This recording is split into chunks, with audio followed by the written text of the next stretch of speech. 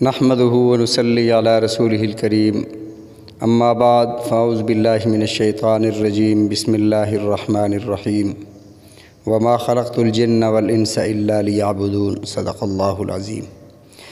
اللہ رب العزت نے قرآن پاک میں ارشاد فرمایا کہ انسانوں اور جنوں کو ہم نے صرف اپنی عبادت کے لیے پیدا فرمایا۔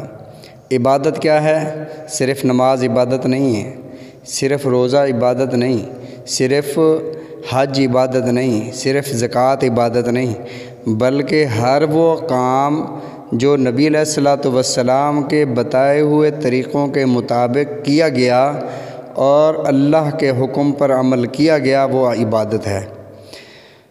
تو رمضان المبارک آ رہا ہے۔ رمضان المبارک کے لیے ہم نے سنت کے مطابق روزہ رکھنا ہے، جیسے نبی علیہ الصلوۃ والسلام کی تعلیمات ہیں ویسے روزہ رکھنا ہے، ویسے نیت کرنی ہے۔ تو محترم ناظرین، آج ہم آپ کو بتائیں گے کہ روزہ رکھنے کی نیت کیا ہے۔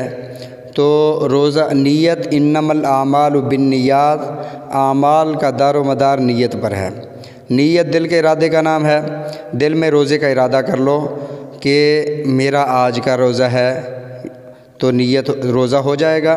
اور اگر الفاظ سے زبان سے کہہ لو تو بہتر ہے، کیونکہ اقرار باللسان و تصدیق بالقلب، زبان سے اقرار اور دل سے تصدیق۔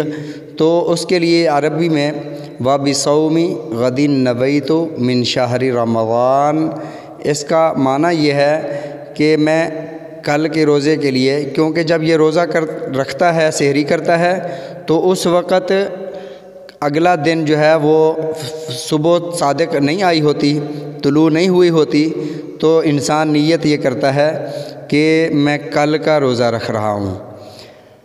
اور جب روزہ کھولنے کا وقت آئے تو اس وقت جو دعا ہمیں سکھائی گئی، اللہم انی لک صمت، اللہ میں نے تیرے لیے روزہ رکھا، اللہم انی لک صمت وبک آمنت، تجھ پر ایمان لایا، وعلیک توکلت، اور تجھی پر بھروسہ کیا، وعلی رزقک افطرت، اور اس رزق میں سے جو تو نے مجھے عطا کیا اس رزق سے میں آج ابھی روزہ افطار کر رہا ہوں۔